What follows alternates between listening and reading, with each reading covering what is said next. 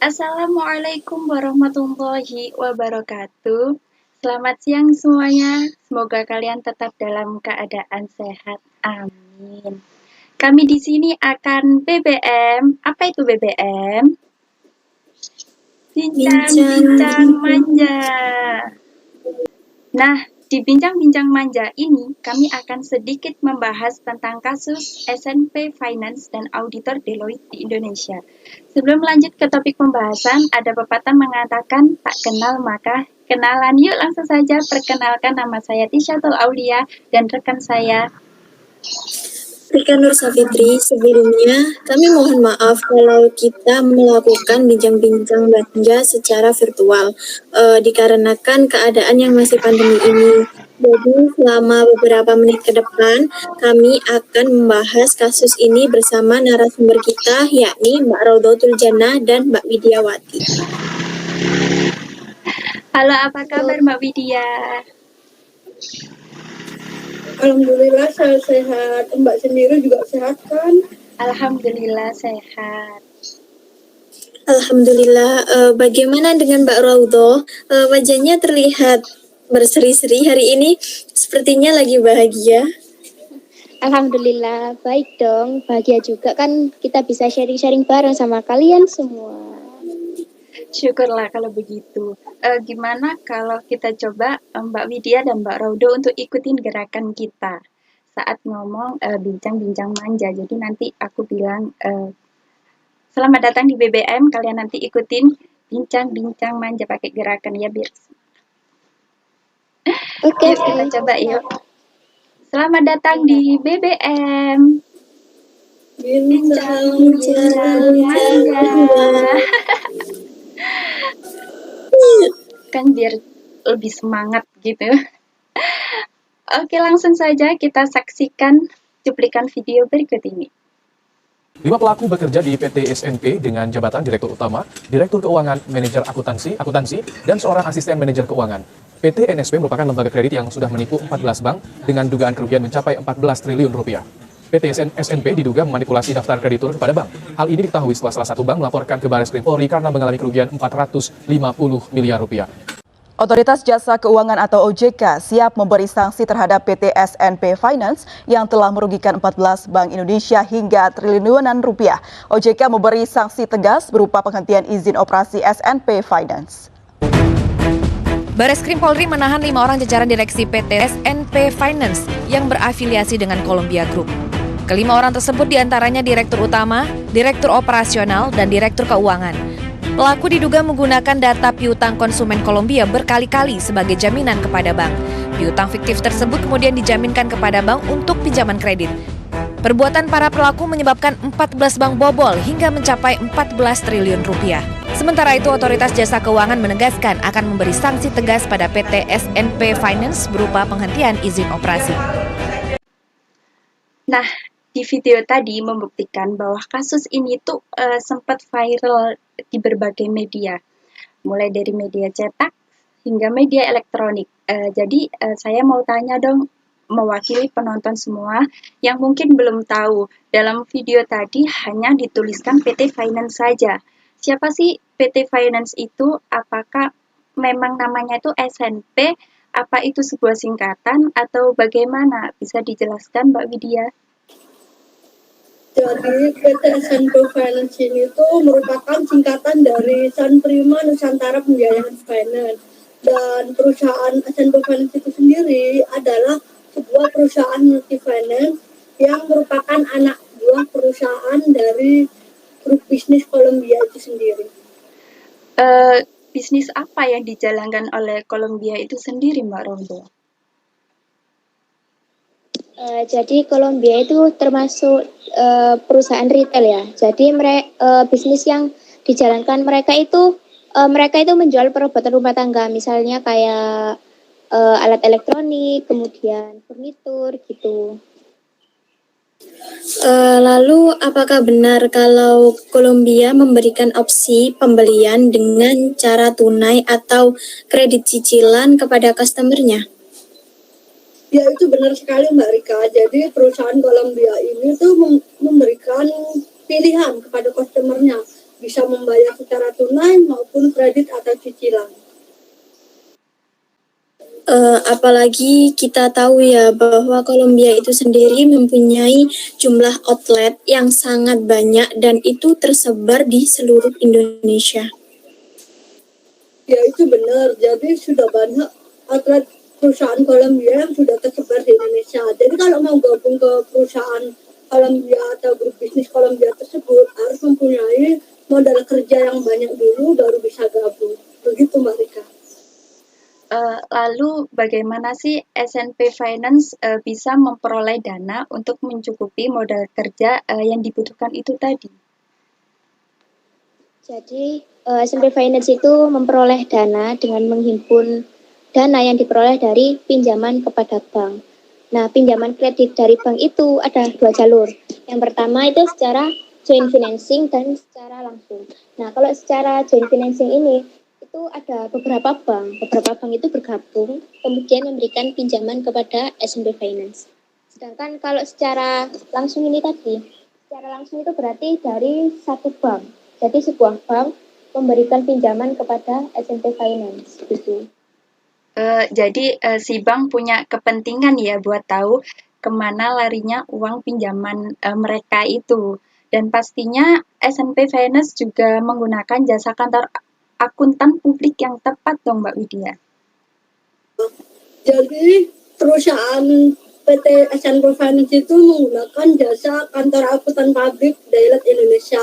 Dan KAP Deloitte ini itu merupakan salah satu KAP asing yang biasanya menggunakan The Big Four untuk mengaudit laporan keuangannya. Ini di zaman sekarang itu kan banyak cara ya buat membeli sesuatu barang, bisa offline dan bisa online. Nah, apalagi yang sibuk kayak wanita karir gitu kan yang biasanya memenuhi kebutuhan keluarga buat beli-beli keperluan itu kan harus bekerja gitu kan. Jadi lebih mengandalkan ke pembelian secara online. Apalagi secara online kan mudah sekarang, cuman pencet-pencet HP doang, terus bayarnya lewat supermarket terdekat atau juga bisa bayar di tempat. Jadi lebih mempermudah konsumen untuk membeli sesuatu. Iya, bahkan online shop juga memberikan fasilitas kredit tanpa bunga atau bunga 0% gitu untuk tenor yang bahkan sampai dengan 12 bulan. Lalu bagaimana kondisi perubahan saat lagi booming-boomingnya all shop ini? Tentunya dengan semakin diminatinya online shop karena kemudahan dalam mengaksesnya tadi ya. Tentunya itu merubah kondisi perusahaan. Jadi dengan semakin boomingnya online shop itu tadi dapat merubah pangsa pasar dari Kolombia. Nah, apabila ada sesuatu yang terjadi pada Kolombia, itu akan berpengaruh ke SNP Finance karena SNP Finance ini kan anak perusahaan gitu dari Kolombia. Jadi karena perubahan pangsa pasar di Kolombia itu tadi menjadi faktor kemunduran dari perusahaan SNP Finance gitu. Jadi sih ujung-ujungnya kredit SNP Finance itu jadi bermasalah gitu pada pihak bank maupun kreditur. Dan dalam istilah keuangannya itu biasanya dinamakan dengan NPL. Non-performing loan itu kan indikator kesehatan aset pada suatu lembaga keuangan gitu kan. Nah, biasanya itu memberikan informasi penilaian atas kondisi permodalannya, rekontabilitasnya, resiko kredit, resiko pasar, dan likuiditas. Apakah benar seperti itu? Ya betul Mbak Tisha, seperti itu dari NPL.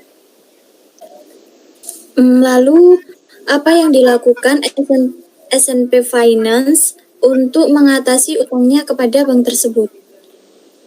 Jadi yang dilakukan oleh SNP Finance itu sendiri untuk mengatasi utangnya kepada pihak bank itu dengan cara membuka keran pendanaan baru melalui penjualan surat jangka menengah. Nah, untuk surat jangka menengah ini itu biasanya dinamakan dengan MTN atau Medium Term Notes. Dan MTN ini tuh 11-12 sama seperti obligasi, cuman jangka waktunya aja yang beda. Kalau obligasi jangka waktunya panjang, sedangkan MTN itu sendiri jangka waktunya itu menengah. MTN ini itu diperingkat oleh Pevindo atau Pemeringkat Efek Indonesia, dan Pevindo ini juga memberikan peringkat salah satunya yaitu berdasarkan laporan keuangan dari S&P Finance yang diaudit oleh KAP Deloitte itu tadi. Jadi pada bulan Mei 2018 ini nih, S&P Finance itu mengalami untuk penurunan dan peringkatnya tuh menjadi C. Bahkan pada bulan yang sama ini tuh peringkatnya jadi turun menjadi SD atau selective default. Loh, bukannya awal mula peringkatnya itu Amin ya? Kalau nggak salah tuh sejak Desember 2015 sampai 2017. Terus di bulan Maret 2018 itu meningkat jadi nilainya itu A. Seperti itu kan? Iya, memang seperti itu karena adanya masalah seperti kasus S&P Finance dengan Deloitte dan masalahnya itu udah terkuak ke pabrik, peringkatnya tuh jadi turun. Lalu kalau masalah itu udah mulai terkuak, apa S&P Finance tidak mengajukan penundaan kewajiban pembayaran hutang gitu? Tentunya S&P Finance itu ya mengajukan penundaan kewajiban pembayaran utang ya. Nah, karena kan utangnya itu sebesar kurang lebih 4,7 triliun itu. Terdiri dari kredit yang diberikan oleh bank sama MTN juga. Apa para kreditur tersebut tidak menganalisis kesehatan keuangan S&P Finance melalui laporan keuangannya? Sebenarnya sih sudah dianalisis, namun ternyata terjadi pemalsuan data dan pemanipulasi laporan keuangan yang dilakukan oleh manajer S&P Finance itu sendiri. Dan salah satunya sih membuat piutang fiktif melalui penjualan fiktif gitu. Ya, jadi piutang fiktif yang dibuat oleh S&P Finance tadi itu dijadikan jaminan kepada para krediturnya. Jadi seakan-akan mereka itu punya piutang, padahal mereka itu tidak memiliki piutang. Jadi mereka menjadikan piutang fiktif itu tadi sebagai jaminan bahwa jika suatu saat piutang tersebut itu dilunasi, maka dana yang diperoleh dari pelunasan piutang itu tadi akan dibayarkan untuk melunasi utang di kreditur begitu. Lalu Deloitte sebagai auditornya bagaimana? Apakah bisa mendeteksi kecurangan tersebut? Sayangnya sih Deloitte itu gagal ya mendeteksi kecurangan yang dilakukan oleh PT S&P Finance itu sendiri. Dan anehnya Deloitte itu malah memberikan opini yang wajar tanpa pengecualian terhadap laporan keuangan dari kliennya itu S&P Finance. Tapi untuk sampai saat ini tuh pihak manajemen dari S&P Finance sudah ditangani oleh Barreskrim Polri juga. Berarti manajemen S&P Finance melanggar pasal berlapis ya. Apa itu? KUHP 362 tentang pemalsuan surat, terus KUHP 362 tentang penggelapan, dan KUHP 378 tentang penipuan. Iya, itu betul sekali Mbak Rika. Terus untuk yang Deloitte sebagai auditornya, apakah waktu yang ada di pers itu? Ya, jadi pada waktu ada siaran pers itu, yaitu Deloitte yang sebagai auditor S&P Finance. Kalau nggak salah bulan Oktober 2018 gitu ya, itu kan sanksinya diberikan oleh Otoritas Jasa Keuangan kan. Lalu apa sanksi yang diberikan oleh OJK? Jadi sanksi yang diberikan oleh OJK atau Otoritas Jasa Keuangan itu sanksinya berupa pembatalan hasil audit terhadap kliennya, yaitu S&P Finance itu sendiri. Dan juga pelarangan untuk mengaudit sektor perbankan, pasar modal, dan IKNB atau industri keuangan non-bank.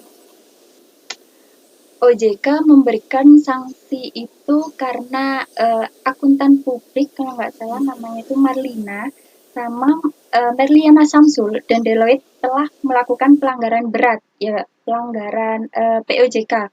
Kalau nggak salah nomor 13 garing POJK titik 03 garing 2017 tentang penggunaan jasa akuntan publik dan kantor akuntan publik. Nah, tentunya kan dengan berbagai pertimbangan kan OJK memberikan sanksi tersebut. Mungkin nih salah satunya itu dengan melihat besarnya kerugian terhadap industri jasa keuangan. Terus juga mungkin karena mereka itu kan memberikan opini yang bukan sebenarnya, yang bukan kondisi keuangan sebenarnya. Apakah seperti itu, Mbak Rodo? Iya, jadi seperti itu Mbak Desya. Jadi kan karena ini kan kayak pelanggaran penipuan ya, kayak kebohongan gitu kan, manipulasi data. Jadi karena tindakan mereka yang memanipulasi data itu menimbulkan kerugian, apalagi kerugiannya itu di pihak lain dan kerugiannya itu enggak dalam jumlah yang kecil, cukup bisa dikatakan kerugiannya itu cukup besar. Nah, kita dalam berbisnis kan tentu harus menggunakan sistem kejujuran dan juga tidak saling merugikan kan ya. Karena kan kita menjalin bisnis kan sama. Jadi apabila kalau ada kerugian ya ditanggung bareng, kalau ada keuntungan ya ditanggung bareng juga. Jadi kalaupun misal ada kerugian juga kan harus ditanggung bersama gitu. Dan di agama kita pun juga diajarkan kan ya, kalau misal kita itu tidak boleh memanipulasi suatu hal, apalagi memanipulasi itu berdampak pada kerugian ke pihak lain, dan manipulasi itu untuk diri sendiri juga kan ya nggak boleh kayak gitu. Saya setuju sih itu Mbak Rodo, karena dalam Al-Quran sendiri kan juga sudah dijelaskan ya pada surat An-Nahl ayat 105 bahwa Allah Subhanahu wa Ta'ala berfirman, sesungguhnya orang yang mengada-ngadakan kebohongan hanyalah orang-orang yang tidak beriman kepada ayat-ayat Allah, dan mereka itulah para pembohong. Ya Mbak Tisha, jadi dalam kalau kita menjalani bisnis kan, kalau misal dalam keadaan terdesak kan, tentunya kan kita kayak mengutamakan keadaan diri sendiri dulu kan ya tentunya. Jadi terkadang kita itu kayak enggak ngehirauin keadaan pihak lain. Yang penting kita itu aman dulu gitu. Setuju. Nah, kalau gitu seharusnya auditor mengetahui persis siapa saja yang menjadi para pengguna utama dari laporan keuangan yang diaudit tersebut. Terus untuk pihak-pihak yang akan melakukan pengambilan keputusan dari laporan keuangan tersebut. Jadi biar jelas gitu siapa yang menggunakan, pihak-pihak mana saja gitu.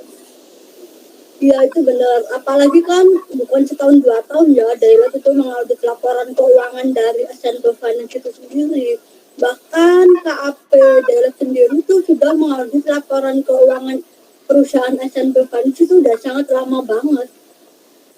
Iya sih, jadi kalau menurut saya sih ya, mereka tuh kurang menerapkan prinsip kehati-hatian dalam mengaudit kliennya. Jadi ketika ada peningkatan hutang dan hutang, harusnya ini tuh udah jadi lampu kuning bagi Deloitte untuk memberikan opini going concern atas laporan keuangan S&P Finance. Nah, opini going concern ini tuh informasi tambahan yang diberikan auditor di paragraf penjelas dalam laporan auditor independen yang berfungsi untuk menyatakan bahwa perusahaan itu dalam kondisi yang kurang baik atau mungkin beresiko untuk mengalami kebangkrutan. Saya juga sepemikiran sama Mbak Tisha. Jadi kalau misal di laporan keuangan itu kan juga ada keterangan kan ya, kalau misal S&P Finance itu utangnya itu semakin bertambah. Nah, Deloitte itu seharusnya lebih hati-hati karena di situ tuh sudah ada info bahwa hutangnya itu semakin meningkat. Nah, dengan adanya informasi seperti itu seharusnya Deloitte itu sudah warning gitu, dan juga bagi para krediturnya sebagai pemakai laporan keuangan yang akan memberikan pinjaman kepada S&P Finance itu juga seharusnya itu lebih berhati-hati dalam menyalurkan pinjamannya itu. Nah iya, bukannya suudon ya, tapi kan kalau S&P Finance sudah mengalami kesulitan keuangan, seharusnya Deloitte juga mengetahui bahwa hal ini menjadi faktor tekanan bagi perusahaan untuk melakukan kecurangan atau fraud, yaitu tadi dengan memanipulasi laporan keuangan agar tampak baik. Menurut pendapat Mbak Widya gimana? Kalau menurut pendapat saya ya, Dialog itu seharusnya mengkategorikan kliennya itu sebagai high risk atau orang yang berisiko tinggi untuk melakukan fraud atau kecurangan. Dengan adanya kondisi ini itu akan mengacu pada prosedur audit yang sudah di International Standard on Auditing, dan itu terletak pada nomor 330 tentang respon audit terhadap kecurangan yang dilakukan oleh kliennya. Serta Deloitte itu juga harus menambah porsi pengujian substantif pada test of default, seperti menambah porsi untuk konfirmasi piutang pelanggan. Dengan adanya prosedur audit seperti ini, itu akan tahu seberapa banyak orang yang melakukan piutang fiktif pada perusahaan-perusahaan lain. Ya, itu juga boleh, Mbak Wit. Seru sekali ya perbincangan kita kali ini. Kita membahas tentang kasus yang sempat viral di Indonesia. Jadi semoga perbincangan kita itu bisa menjawab penonton semua yang mungkin masih tidak tahu atau mungkin bingung tentang kasus ini. Dan untuk Mbak Rauda dan Mbak Widya, terima kasih sekali sudah meluangkan waktunya untuk bincang-bincang manja. Iya, sama-sama Mbak Tisha dan juga Mbak Rika. Kita juga makasih banget buat kalian. Jadi kita bisa nambah info, nambah pengetahuan baru juga. Ya. Oke. Kita juga senang banget bisa bincang-bincang manja sama kalian. Semoga kedepannya bisa seperti ini lagi. Amin, semoga Mbak ya. Sekian bincang-bincang manja kita kali ini. Mohon maaf semuanya jika bila kita ada salah kata. Tetap mematuhi protokol kesehatan dengan 3M, yakni mencuci tangan, menjaga jarak, dan memakai masker. Dan kalau kalian suka dengan video ini, jangan lupa di-like, komen, dan subscribe. Subscribe. Bye-bye. Assalamualaikum warahmatullahi wabarakatuh. Waalaikumsalam Waalaikumsalam warahmatullahi wabarakatuh. Terima kasih.